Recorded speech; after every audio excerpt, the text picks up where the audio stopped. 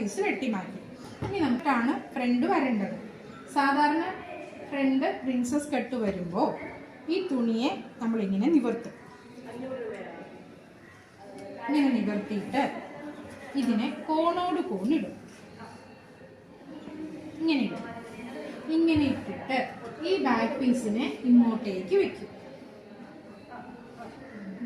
മനസ്സിലായോ? മനസ്സിലായോ?